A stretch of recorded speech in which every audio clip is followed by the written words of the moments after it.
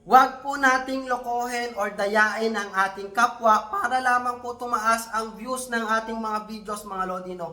Dahil meron naman pong dumaan sa aking feed na sinasabi niya po sa kanyang video na kinakailangan po nating tapusin yung video na ating pinapanood dahil kapag ka daw po hindi natin tinapos ang ating video na pinapanood, magkakaroon po ng problema ang ating account. Siyempre mga Lodino, yung mga bago po na kapwa natin content creator na wala pang kaalam-alam dyan, ay maniniwala dyan at matatakot. Kaya naman tatapusin po talaga nila yung videos na kanilang pinapanood. Actually mga Lodi, matagal ko na po itong napapanood, itong ganitong klaseng strategy.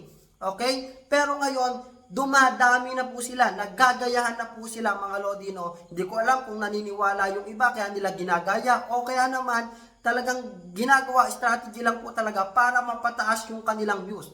Kasi mga Lodi, hindi po totoo yun. Wala pong katotohanan yun.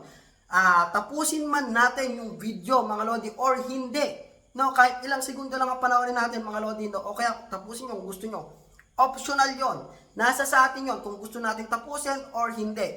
At hindi po magkakaroon ng problema yung inyong account kahit po hindi nyo tapusin yung video. Okay? So, mali pong information yun mga Lodino na sinasabi nila na kinakailangan nating tapusin. Okay? Isang paraan po yun para matakot ang mga kapwa nating content creator nang sa ganung paraan, mapilitan silang tapusin yung kanilang pinapanood na video nang sa ganung paraan mga Lodino, itong mga nagko-content na to, tumaas yung views nila. Bakit? Kasi mga Lodi, the more po mga Lodi na may tumatapos po ng kanilang mga videos, ay the more po yung mga videos nila ay i-recommend sa mas malaking audience.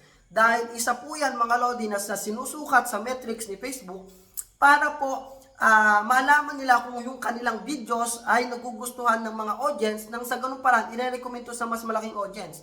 Bukod sa engagement mga Lodi, yung duration ng panonood ng mga viewers sa ating video, isa po yan sa sinusukat ni Facebook. Kaya naman mga Lodi, kung gusto nating tapusin ang video ng ating mga kapwa content creator, malaki ang maitutulong nito sa kanila. Dahil mga Lodi, lalong tataas yung views ng kanilang video kapag po lalong tinatapos natin yung ating mga video. Pero, hindi po natin kinakailangang umabot sa punto na dapat lokohin natin yung ating mga kapwa content creator dahil lalong-lalo na napakarami po ng mga baguhan ngayon.